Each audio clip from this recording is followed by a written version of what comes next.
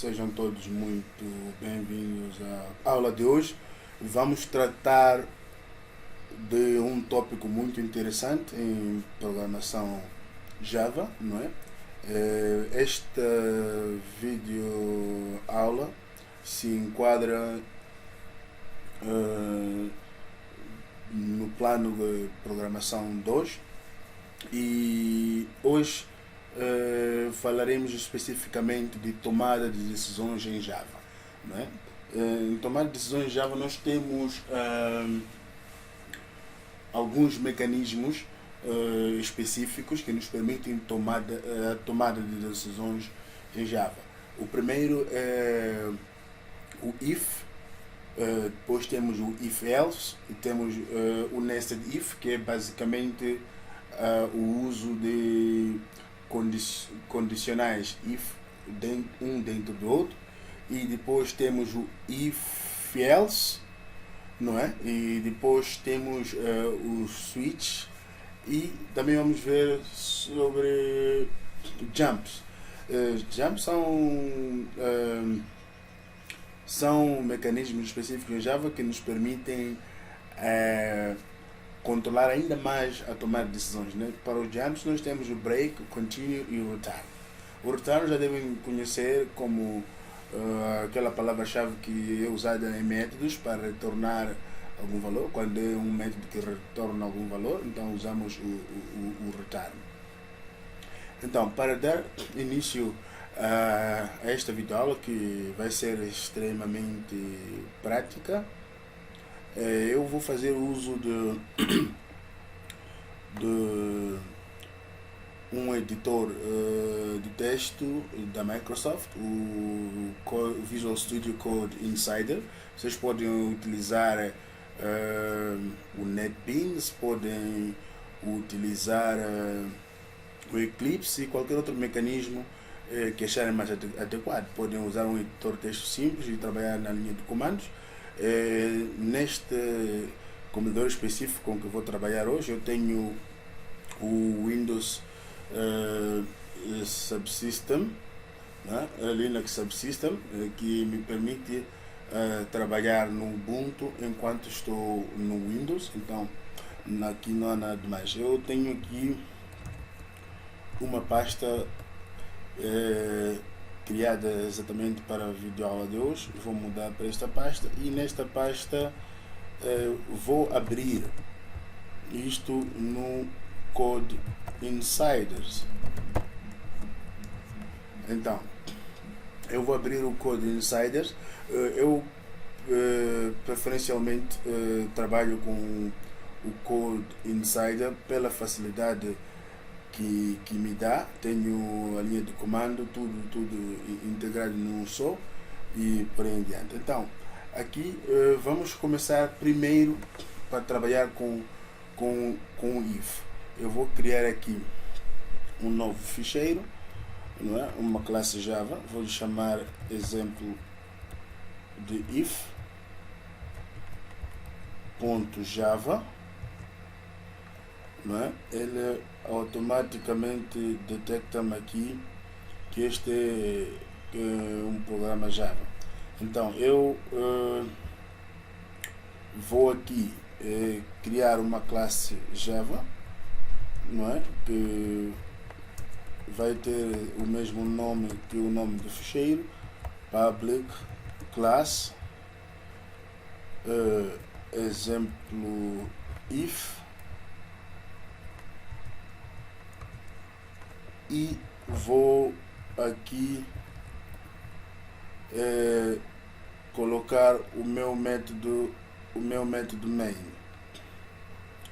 Então automaticamente o meu Code Insider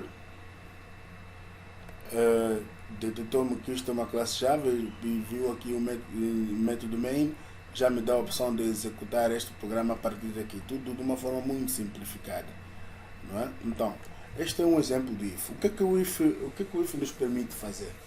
O if permite-nos executar uma linha com base numa condição. Vamos supor que eu quero verificar se, ou melhor, quero imprimir o valor de uma variável, mas só e somente se o valor dessa variável for inferior a 300. Então eu vou criar uma variável int minha variável igual a 20. E a seguir eu vou dizer south, né? Eu tenho aqui o println e vou imprimir o valor da minha variável. Então, ao executar este programa, eu posso clicar aqui para executar este programa, não é? Ele me dá aqui o resultado 20. Isto pode ser um pouco confuso para vocês, então vou fazer uso dos procedimentos normais. Isto é porque o Code Insider facilita-me, eu não tenho que escrever o comando javac para compilar e depois Java para executar na linha de comando, porque o Code Insider já faz isto para mim a partir deste comando. Se forem a ver aqui, não é? O Code Insider já toma conta de tudo isso, mas eu vou mostrar aqui. Eu vou fazer o javac para compilar, não é? Isto é logo no início da cadeira. Então tenho um exemplo if.java. Eu compilo isto, ele diz que não encontra a classe exemplo if, perdão, porque aqui maiúsculo. Então, quando já compilei, a seguir eu vou fazer java exemplo if e executo o resultado aqui é 20. Então, ignore isto aqui, isto é o Code Insider a executar automaticamente esses dois comandos de uma única vez. Então, com isto feito, eu aqui estou a imprimir o valor da variável, minha variável, sempre que este programa for executado. Agora, se eu quiser que isto somente seja executado quando uma condição for alcançada, eu faço uso do if. Então, o que eu digo aqui? If minha variável é igual, ou if minha variável for maior que 15, então esta minha variável deve ser imprimida. Esta aqui é só uma linha de comando, então eu faço uma indentação, tenho o código desta maneira e eu executo. Reparem que ele imprime o resultado 20. Por quê? Porque minha variável é maior que 15. Então, de novo, para que não esteja complicado, eu vou fazer o javac para compilar e java para executar. Ele imprime o valor da variável. Mas se o valor da variável for 10, vou modificar aqui para 10 e eu venho aqui, compilo o programa, depois executo o programa, ele vem e em princípio não deveria imprimir.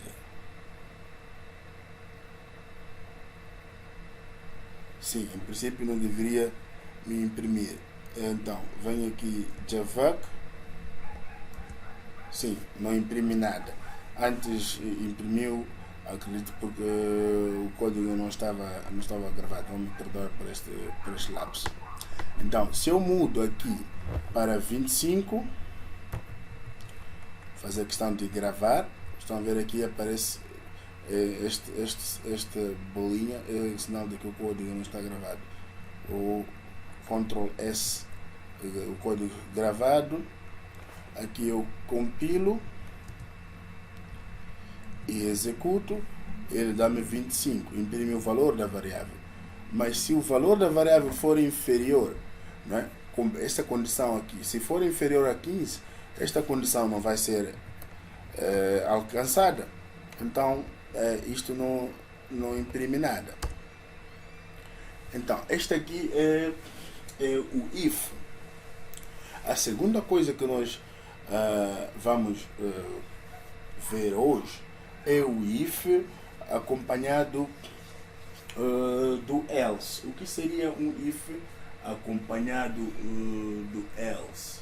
O if acompanhado do else é basicamente um mecanismo que nos permite tomar decisões do tipo: se x for maior que 2, faça isso, ou se não, faça aquilo. É como se fosse um mecanismo que nos permite fazer duas coisas. Olha, pensem num exemplo. Quando vamos de ponto A para ponto B na cidade de Maputo, por exemplo, nós temos os autocarros, os chapacens, que nos cobram um valor. Daí é como se tivesse aí a condição: se tens 15 meticais, sobes o chapa; se não tens, vais a pé. O if permite executar um statement independentemente de qualquer outra situação. Quer dizer que só verifica se aquela condição pode ser executada ou não. Se não, ele não faz mais nada. Agora, nós queremos um mecanismo que nos permite uma execução alternativa. Está a ver? Então, neste caso, nós temos aqui o nosso if. Vamos combinar o nosso if com o else. Else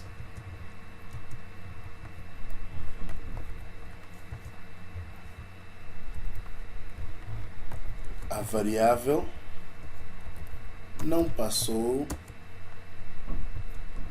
a verificação, ou a variável não satisfaz a condição.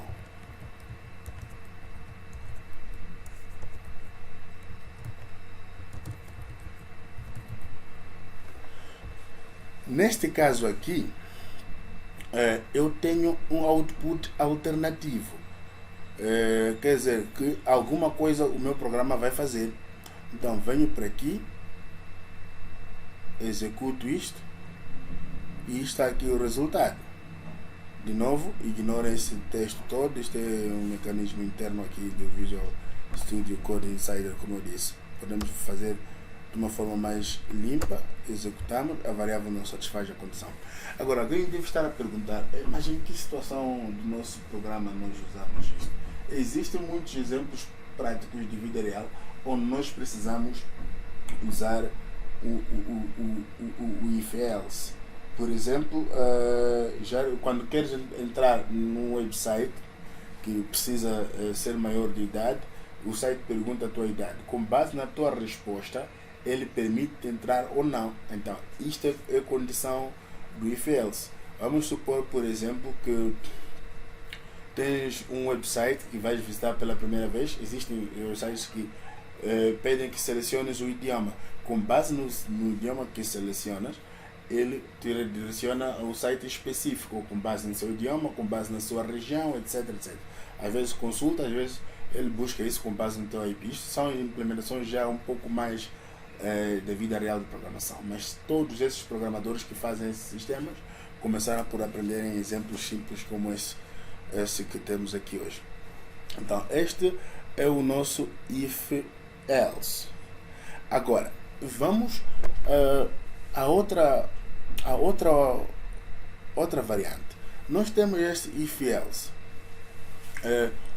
Vamos supor que nós queremos verificar, além de se o número for maior que 15, nós queremos garantir que se o número é par ou não. Então, quer dizer o quê? Queremos fazer, prestem atenção neste cenário. queremos imprimir um programa, queremos fazer um programa que imprime um número, mas só e somente só se este número for maior que 15 e ao mesmo tempo par. Não importa qualquer número maior que 15, somente se o número for satisfazer essas duas condições. Então, para isso, nós temos esta condição que verifica se o número é maior que 15 e imprime. Então, nós não queremos que ele imprima logo. Queremos que a seguir ele verifique se esse número é par ou não. Então, para isso, nós vamos colocar dentro deste if um outro if. Isso é que se chama um if aninhado, um aninhamento de ifs. Então, aqui vamos colocar a segunda condição. Para verificar se um número é ímpar ou par, nós temos o seguinte truque muito usado em programação. Fazemos o módulo por 2. A ideia é simples. O módulo nos permite ver, né, módulo por 2, se for igual a 0. O módulo, este operador módulos, esse percentual, chama-se operador módulo, nos permite saber o resto de uma divisão de inteiros. Como assim o resto de uma divisão de inteiros? O módulos permite, é como se nós tivéssemos assim, 3 dividido por 2 com inteiro, isto dá 1 resto 1. Então, este módulo aqui nos dá esse resultado. Então, de uma forma muito rápida, para lhes facilitar, depois mostro dentro de instantes a lógica por detrás do operador de módulos. Vamos só perceber como é que funciona o operador de módulos. Então, para perceber este operador de módulos, vamos fazer assim: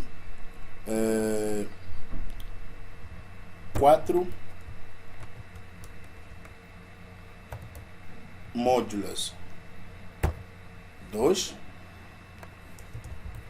Vamos fazer o outro aqui: 4 dividido por 2.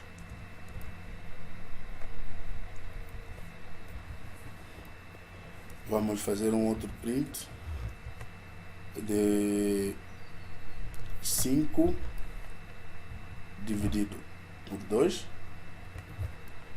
E depois vamos fazer um outro print de 5 módulos 2. Aqui, para que percebam melhor, eu vou aqui colocar a expressão 5 módulos 2.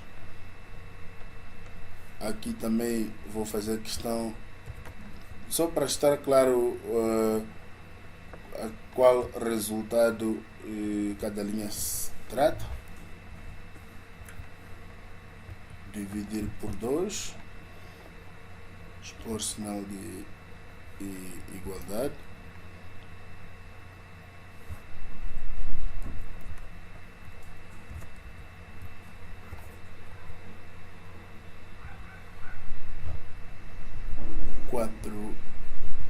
Dividido por 2 igual, e aqui por fim temos o 4 módulos 2. Então, aqui neste 4 módulos 2 vamos executar isto. Primeiro vamos gravar, executamos isto, compilamos primeiro e depois executamos. Repare que 4 módulo 2 é 0. Isto quer dizer o quê? 4 dividido por 2 é igual a 2. uma divisão de inteiros e não tem resto. Mas 4 dividir por 2 é igual a 2. Agora vamos ver o número ímpar. 5 dividir por 2 é igual a 2. Atenção, não é igual a 2,5. Por quê? Porque aqui estamos a trabalhar com números inteiros. Se estivéssemos a trabalhar com números com casas decimais, né? Que são o float e o double aqui em Java, esse aí, teríamos resultado de 2,5, mas estamos a trabalhar com número inteiro. Propositadamente só demonstrar esse exemplo porque o modulas trata-se de um operador que retorna o resto de divisão de inteiros. Então neste caso o 5 módulas 2 é igual a 1. Por quê? Porque se fizermos a conta, lembra na primária, quando fazemos divisão, 5 dividir por 2 é igual a 2, resto 1. Então, neste caso aqui, o módulas esquece a parte da divisão e só é um operador que nos diz qual é o resto de uma determinada divisão. Agora que já estamos entendidos com o assunto de módulos, voltamos para aquilo que é o tópico nosso de hoje. Então, temos aqui o nosso pequeno programa, não é? O nosso pequeno programa. Temos aqui, vou englobar este else dentro de chavetas também, de modos que esteja mais claro todos os blocos. Formatação aqui permite organizar o meu código. Eu posso tirar essas as linhas em excesso aqui para que o código esteja um pouco mais compacto. Então, reparem aqui. Primeiro, temos este loop externo. A linha número 8 é um loop externo. Então, vamos aqui colocar um comentário. Desculpa, um loop não, um if externo. If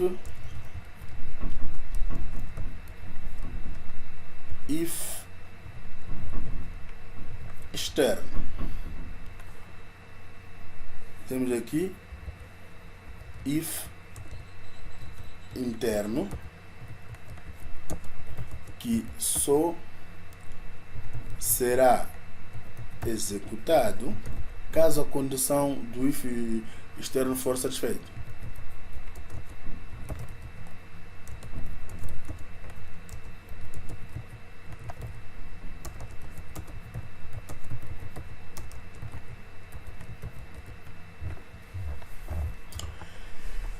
Então, se formos a compilar este programa e executar, aqui a nossa variável é 7. Minha variável é igual a 7. Então, primeiro o programa vem aqui e verifica. Minha variável maior que 15? Não. Então, ele automaticamente vai ignorar tudo que está dentro deste if externo e vai executar o que está aqui no else. Estão a perceber? Peço perdão. Então, aqui vamos supor que a nossa variável é 17. Se a nossa variável for 17, ele idem não vai executar aqui.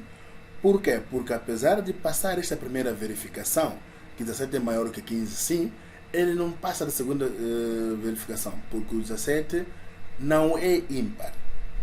O que nós podemos fazer também é colocar dentro do if, dentro do if externo, podemos combinar o nosso if interno com um else.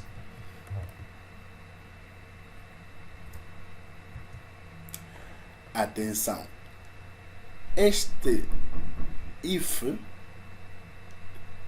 está acoplado a este else. este if interno está acoplado a esse else. Então eu vou aqui colocar else do if interno. Espero que esteja percebível isto. Else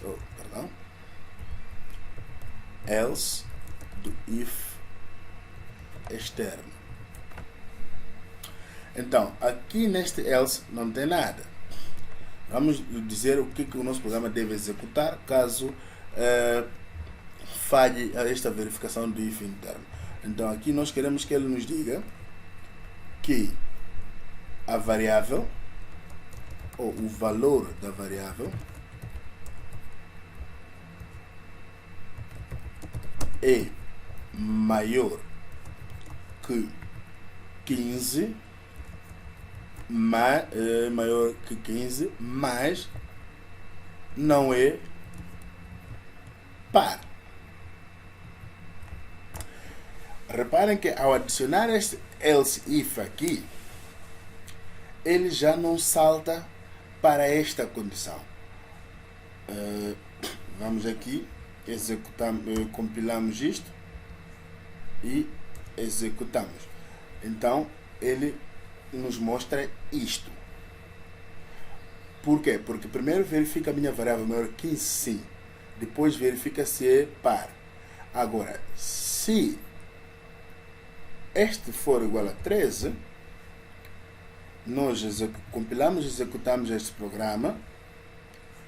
Logo que esta primeira condição falha, ele ignora este if else interno e executa o que está no else. Executa o que está no else. Espero que até aqui estejamos percebido sobre o if e o if else. Atenção, nós também podemos ter if dentro do if sem nenhum else. Isto basicamente seria algo igual a isto. Temos este nosso else aqui, removemos esse nosso else e removemos também este nosso else. Perdão. Então nós gravamos isto,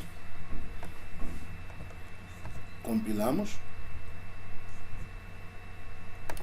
ele não mostra nada. Por quê? A primeira verificação,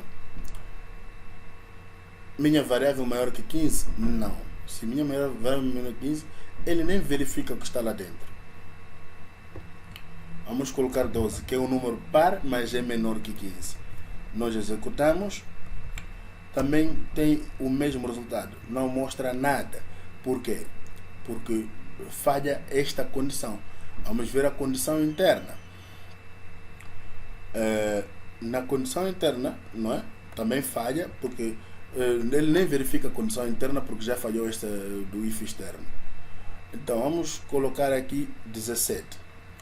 Ao colocarmos 17, este programa idem não mostra nada, porque apesar de passar no primeiro if externo, a condição do primeiro if externo não passa na condição do if interno, que é verifica se o resto da divisão por 2 é 0. Neste caso o resto da divisão por 2 é 1. Então, se formos a mudar isto para 16, que passa a primeira condição e passa a segunda condição, nós vamos ter um resultado diferente. Então ele vai nos imprimir o valor da variável. Então, o número de ifs que podemos colocar dentro de outro é infinito. Até onde eu sei, nunca experimentei muitos ifs, não é? Podes alinhar os ifs quantos quiseres, quantos for necessário, e até ao minuto que o programa vai dizer que, olha, não, até aqui já não podes mais. Então este aqui é o nosso if else. O segundo que nós vamos tratar hoje, desculpa, o segundo não. O outro elemento que nós temos, nós já vimos o if, vimos um if com else, vimos um if else aninhado, vimos if aninhado, e agora vamos ver um switch. Como seria um switch? O switch é um mecanismo que nos permite verificar ou executar um determinado statement caso uma condição, dentre muitas, é atingida. Vamos aqui começar. Switch. Então vamos fazer switch com minha variável. Quer dizer, a minha variável vai ser usada para verificar os switch.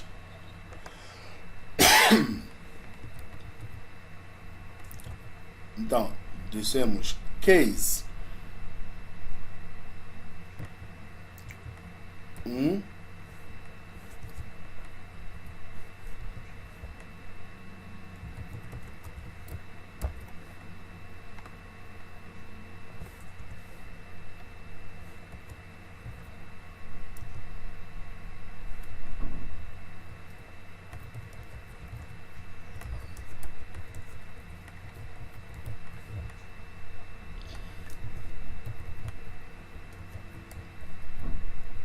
a ideia que estavam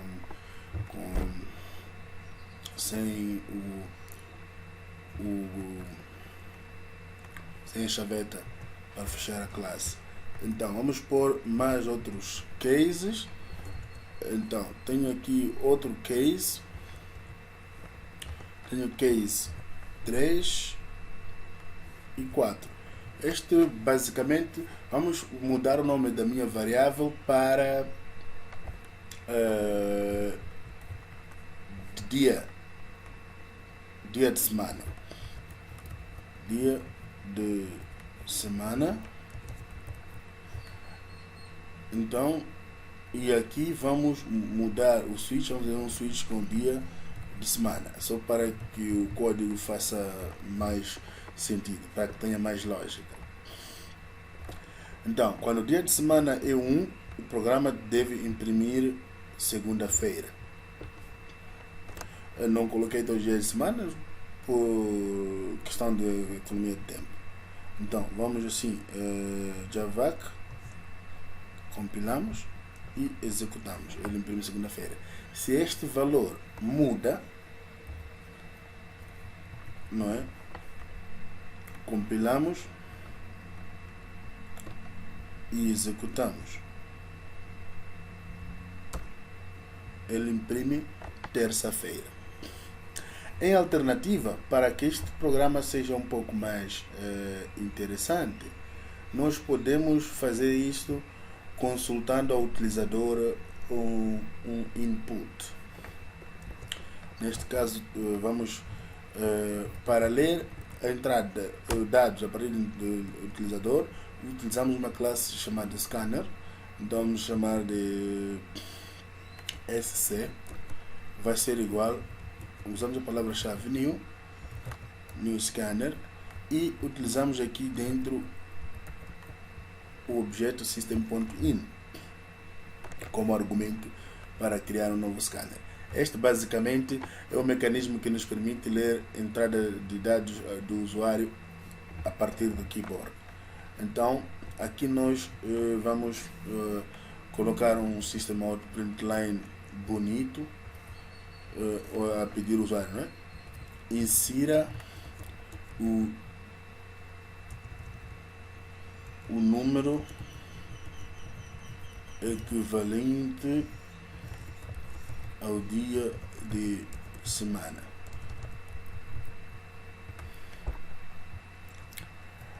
Então, queremos que o usuário coloque o input aqui, não é?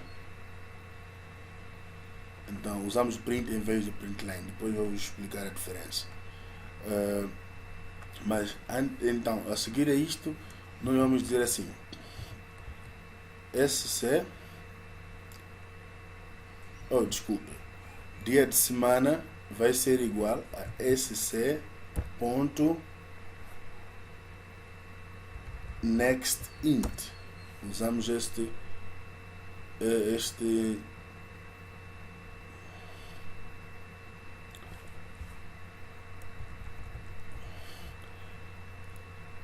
next int. Aqui vamos compilar e executar o nosso programa. Java executar. Aqui me pergunta o dia de semana. Eu escrevo o dia de semana como 5. Não me diz nada. Executo de novo, dia de semana 2. Terça-feira. Executo de novo o programa. Dia de semana 1. Segunda-feira. Executo de novo o programa. Dia de semana 3. Terça-feira. Ok. Aqui tem uma pequena falha. Todos aqui estão repetidos. Eu perdão, não editei como deveria ser. Quarta.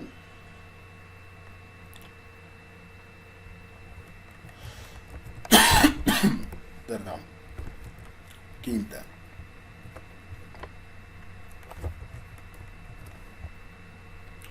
Compilamos de novo porque o código foi modificado. Então, dia de semana 3, quarta-feira. Dia de semana 4, quinta-feira.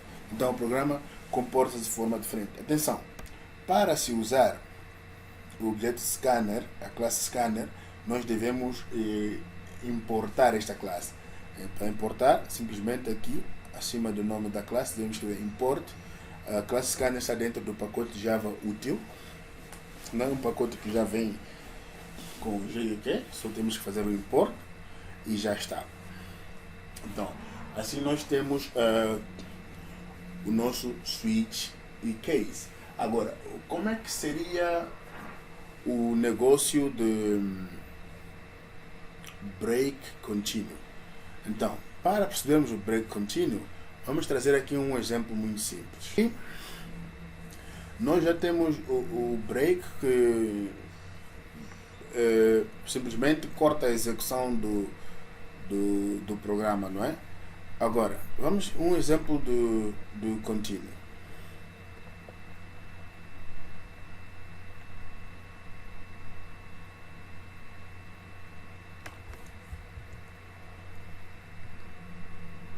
Meio mesmo aqui do Code Insiders, não é? Creio que assim está mais prático. Então, o que é que o contínuo faz aqui? Este aqui é um bloco de repetição, né, do tipo for loop, que é o assunto para nosso próximo vídeo. Então, neste for loop, o que acontece? Acontece primeiro uma verificação, não é? Enquanto o i for menor que 10, ele executa o que está aqui dentro. Dentro deste loop existe este comando para verificar se o número é par. Se o número for par, ele continua com o loop. Isto quer dizer o quê? Já não executa o que está aqui dentro do loop. Em princípio, tudo que está dentro do loop deve ser executado. Mas esta verificação, que quando for satisfeita esta condição, ele faz com que o loop salte tudo que está aqui abaixo e continue para a próxima iteração. Quando i é igual a 0, ele vem aqui, verifica i modulas 2 é igual a 0. Sim. Então, ele salta e vai verificar quando i é igual a 1. Se i for igual a 1, 1 dividido por 2 dá resto 1. Então, esta condição não é satisfeita, ele vem, imprime 1. A seguir, o loop continua com i igual a 2. 2 modulas 2 é 0, está correto. Então ele não imprime o 2, salta para a próxima fase do loop e assim sucessivamente. Este é assim que funciona o nosso contínuo. Então, o return nós já conhecemos desde como a palavra-chave que é usada para retornar, que devolve a chamada do método diretamente para o método que invocou. Então, acredito que com isto nós podemos dar por terminada o que tínhamos que ver hoje.